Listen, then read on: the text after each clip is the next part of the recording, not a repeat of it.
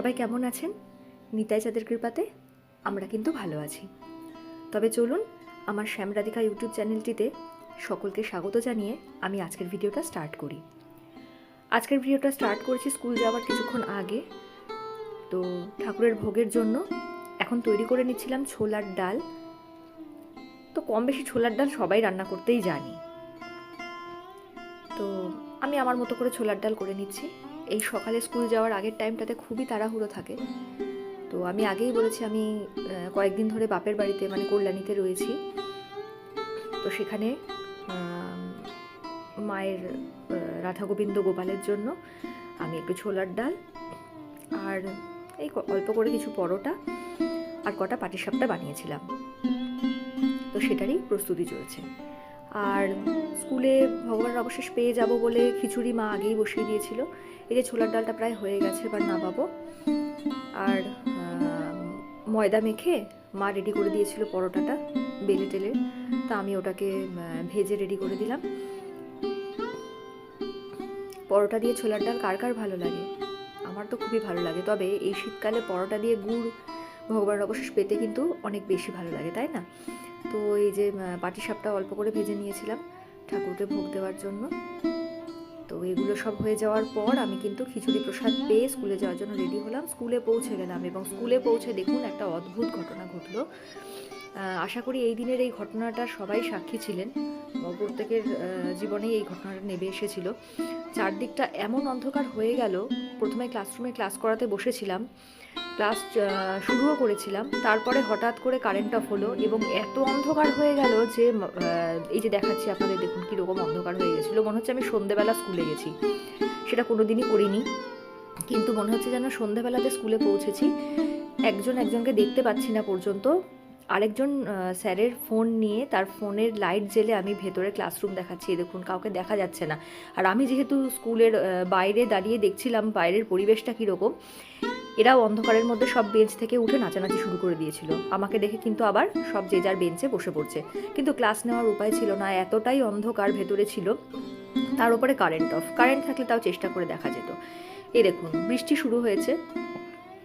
প্রথমে শুরু হলো খুব হালকা মাত্রায় বৃষ্টি, তারপরে সে বৃষ্টি, ঝড়, শিল পড়া, অন্ধকার, মেঘ ডাকা, বাজ পড়া, কোনোটাই সেদিন বাদ ছিল না।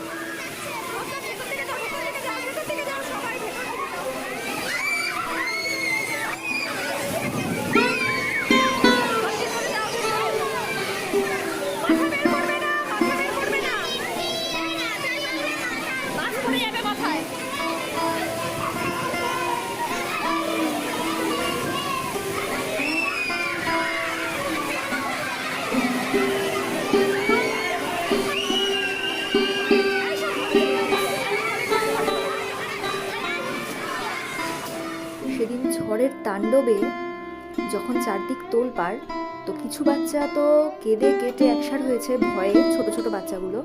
আর কিছু ছাত্রছাত্রী আছে তাদের আটকে রাখা সম্ভব হচ্ছে না, তারা শিলপুরাতে ছাতা নিয়ে বেরিয়ে পড়ছে এই ঝড়ের মধ্যে, বাজ পড়ার মধ্যে। কেউ কেউ আছে মাথা বের করে মাথা ভিজিয়ে ফেলছে, জামা কাপড় ভিজিয়ে ফেলছে। সে এক মানে তাণ্ডব লেগে যাওয়া মুহূর্ত।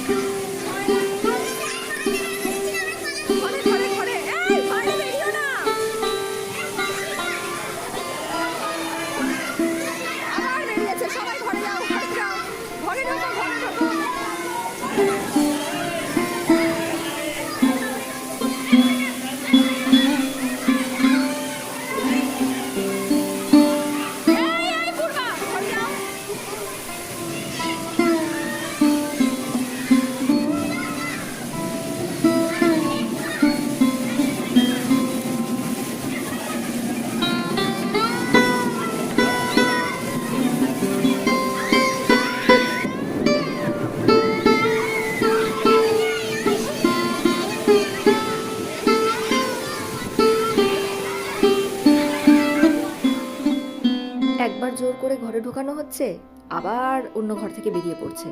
একটা ঘরে ঢোকাচ্ছি, আবার একটা ঘর দিয়ে বেরিয়ে পড়ছে তারা, কেননা তারা বৃষ্টি দেখবে। ঝড় বৃষ্টি যে হারে উত্তাল অবস্থা হয়েছিল, করিডোরটাতে পর্যন্ত দাঁড়ানো যাচ্ছিল না, প্রচণ্ড বৃষ্টির চোটে গা ভিজে যাচ্ছিল। তার সত্ত্বেও আমার যেহেতু ভিডিও করার নেশা, আমিও বেরিয়ে পড়ছিলাম, বাচ্চারাও বেরিয়ে পড়ছিল। তো একটা আনন্দঘন মুহূর্ত কেটেছিল ঠিকই, কিন্তু সে ভয়ঙ্কর রকম প্রথম দিকটাতে।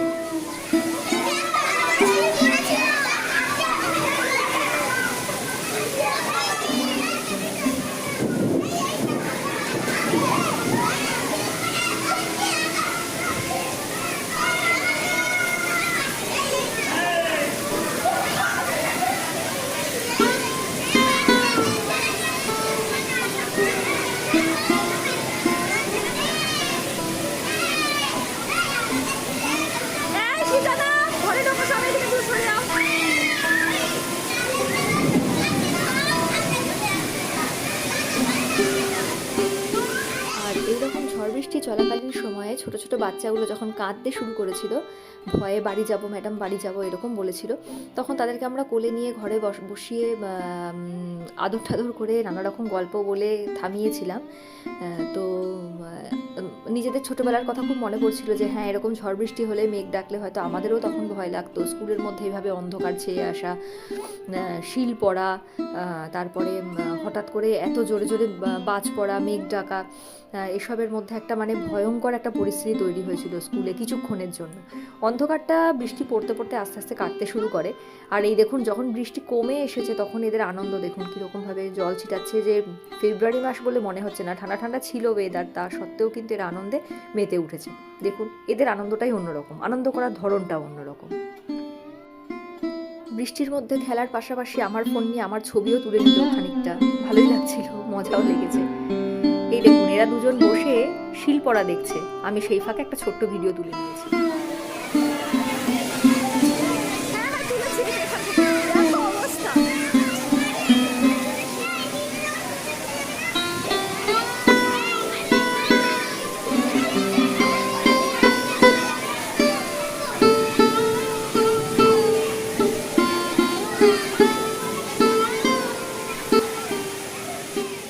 এর আগে মানে আমার স্কুলের জীবনের চাকরিটা তো মোটামুটি এই 8 বছর কমপ্লিট হলো। তো এর মধ্যে অনেকবারই এরকম ঝড় বৃষ্টি পেয়েছি, তবে এবারের অভিজ্ঞতাটা একদমই অন্যরকম। এই দেখুন, বৃষ্টির শেষে যেখানে জল জমেছে সেখানে গিয়ে উৎপাত শুরু করে দিয়েছে।